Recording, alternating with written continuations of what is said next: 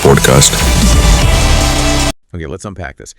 Have you ever encountered an idea, a moral call, a profound truth that you knew deep down was essential, but you struggled with how to integrate it into your life?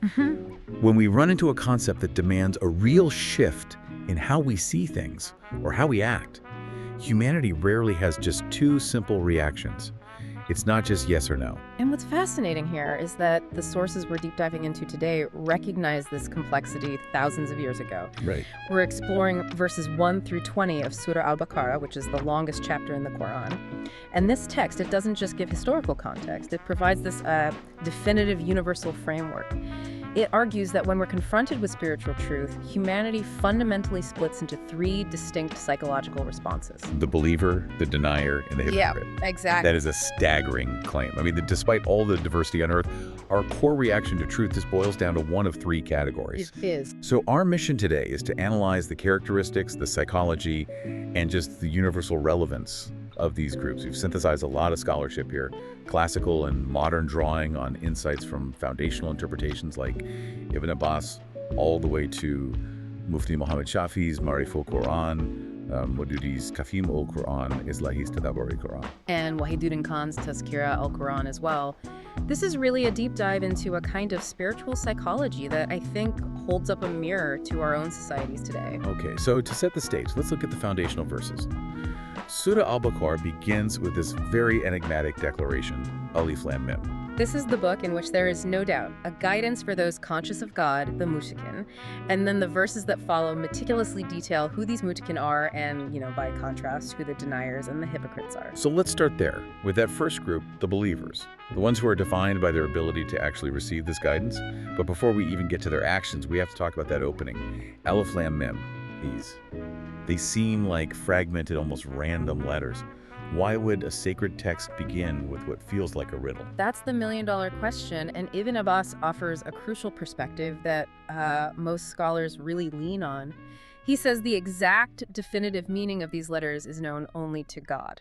And that's the point. That is precisely the point. It's an immediate signal. It tells you that this is divine, non-ordinary speech.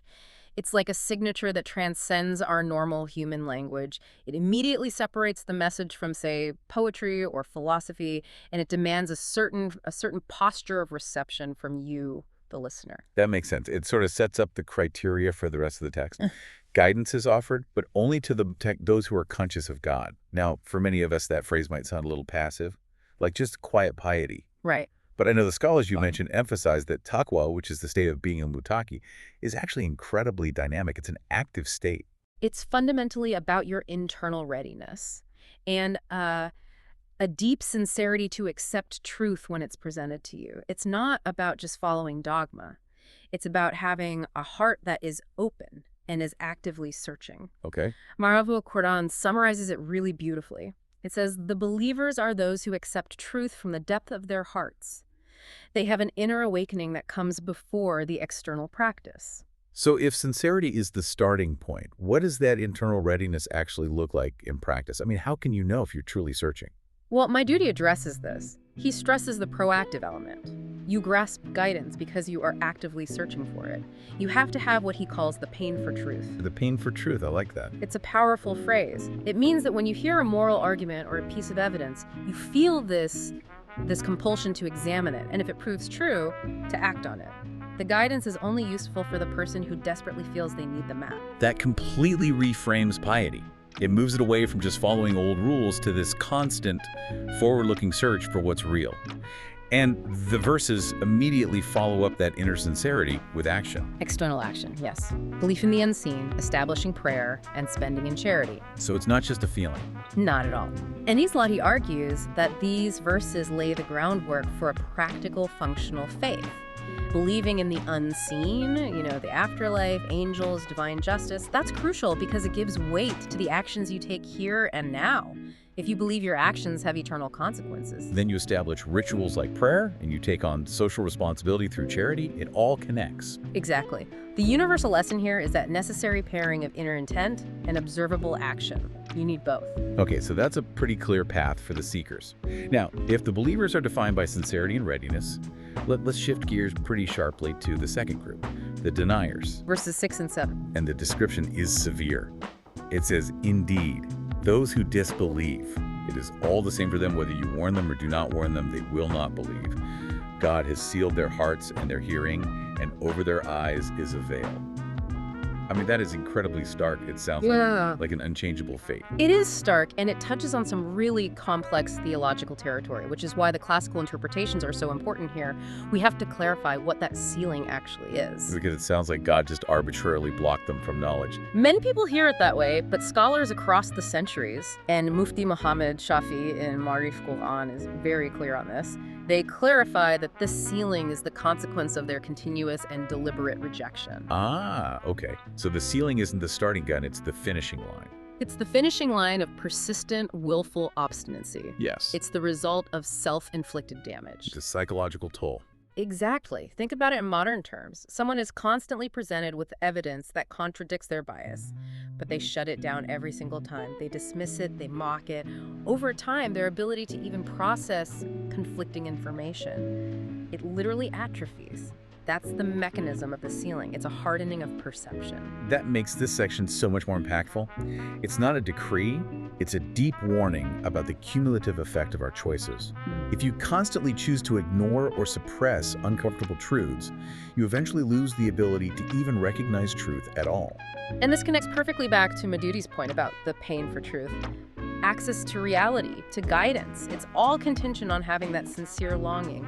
If you choose comfort over clarity, again and again, you forfeit that sincerity. These verses show what happens when that readiness for truth is just completely gone. It leads to a kind of spiritual sclerosis. And here's where it gets really interesting, because we move from the stark black and white of the denier to this gray, complicated space occupied by the third group. The hypocrites. The munafiqin. Verses 8 through 16. And the sources dedicate the most text by far to this group. That has to mean something. It suggests they represent the most insidious and complex spiritual illness. That's right. And while these verses historically were describing the internal enemies in Medina during the early Islamic community, people who, as Ibn Abbas noted, outwardly professed faith, but inwardly concealed disbelief. So, a specific historical context. A very specific context, but Madhudi insists that this psychology is present in every modern society. Islahi defines nifaq, or hypocrisy, as fundamentally a two-faced way of life. It is living a contradiction. And the symptoms that are listed are, well, they're terrifyingly accurate for modern behavioral analysis. Deception, double standards, lying, claiming moral authority. But the key symptom, the one that I think resonates most loudly today, is in verse 11. And when it is said to them, "Do not cause corruption, fasad, upon the earth," they say, "We are only reformers." That's self-justification. That is the lifeblood of hypocrisy. They are causing fasad, which is a term that means corruption, disorder, spreading moral evil, but they rationalize it by claiming they're reformers. Can you give us a kind of concrete but generalized example of how this psychology plays out? Not pointing fingers, but just illustrating the mechanism. Certainly. I mean, think about any institution or public figure that adopts the language of virtue. They claim to be devoted to, say, transparency or public service, while simultaneously engaging in backroom deals or hiding data or manipulating public opinion for their own private gain. They have the public face of the reformer. Exactly. Insisting their ethically ambiguous actions are just necessary steps towards some greater pure goal. They become blind to the corruption they're actively spreading because they believe their ultimate intent justifies the means. Which makes the hypocrite the person most dangerous to themselves and to society, because they're actively polluting the atmosphere while demanding praise for purifying it. And the really profound realization, which Wahiduddin Khan drives home, is that hypocrisy equals self-deception. The human deceives themselves far more effectively than anyone else. They confuse their own convenience for commitment, their political maneuvering for moral wisdom. They're living a lie, but they have convinced themselves it's the truth. That's why Islahi highlights the double standard as the central disease. It is. They judge their opponents or rivals by the absolute highest ethical standard, but when it comes to their own actions, suddenly they find infinite complexity and excuses. We all need to reflect on that. How often does modern life reward projecting an image of virtue or success or stability, while internally we're hiding fear, doubt, or moral compromise? The hypocrite is the one who has perfected managing that internal-external rift until they don't even know which side is real anymore. Now, to make that abstract condition more relatable, The text gives two powerful analogies for the state of the hypocrite in the final verses here, 17 through 20.